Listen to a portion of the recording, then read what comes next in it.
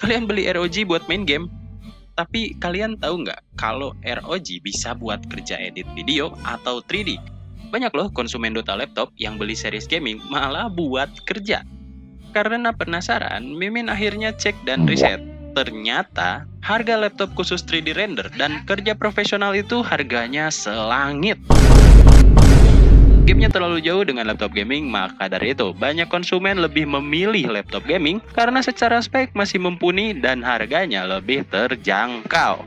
Lalu spek laptop seperti apa yang biasanya dicari untuk pekerja profesional? Kami punya poin-poin yang bisa kamu catat untuk berburu laptop yang cocok buat aktivitas kerja kamu.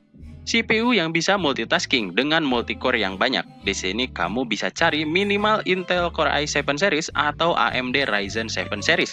Bang, kalau i9 gimana? Kalau ada budget, silahkan. Punya eksternal GPU, laptop bisnis rata-rata pakai IGP, Integrated Graphic Processor, yang kurang bisa diandalkan buat aplikasi kelas profesional. Kalau cuma open file, ya kuat-kuat aja sih. Tapi pas diajak editing dan mixing, ya ngap. Maka dari itu, adanya eksternal GPU bisa membantu meringankan beban aplikasi.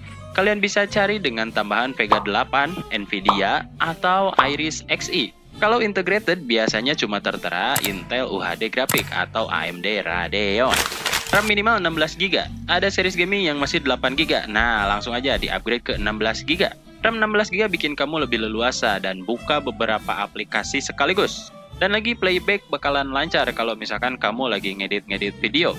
Kalau misalkan efek-efek yang kamu gunakan rumit, maka hal itu akan terbantu oleh GPU eksternal. Jadi saling sinkron gitu. Kalau yang kerja di bidang visual, usahakan layar yang punya sertifikasi Pantone Validated atau cakupan warna yang luas dan akurat yang pastinya. Karena percuma kalau misalkan cakupan warnanya luas, tapi warnanya nggak akurat. Dilihat di layar ini kuning, dilihat di layar sana oranye. Gimana? Ya warnanya nggak semelenceng itu sih lebayannya. Dari 4 aspek tersebut, kami mengkategorikan laptop gaming ada di 3 tier. Nah, yang pertama ini, tier dengan spek rata kanan dari semua aspek. Tier kedua dengan spek high-end yang masih bisa di-upgrade.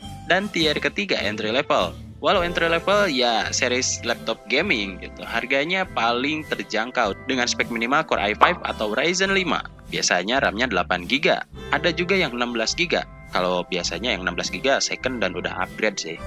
Nah, saran kami kalian beli laptop gaming yang ada di tier 2, speknya high-end tapi masih bisa di-upgrade.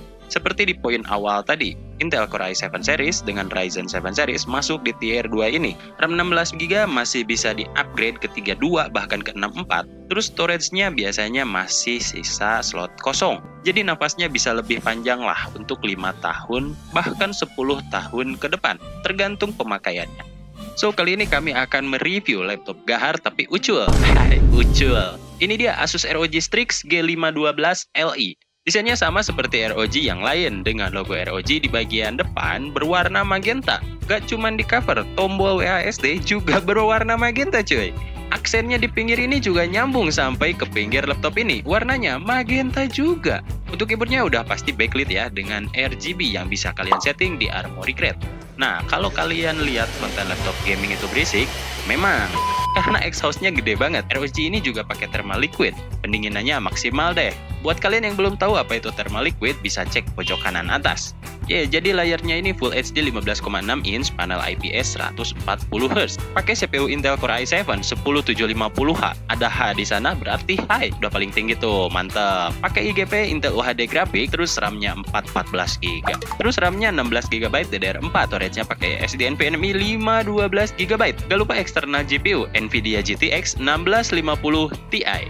Konektivitasnya Wi-Fi 6 dan Bluetooth 5.0 pastinya. Untuk port kiri dan kanan udah pas lah buat presentasi dan colok-colok periperal yang sewajarnya. Kalau masih kurang tinggal beli extend USB 3.0 atau bahkan yang Type-C.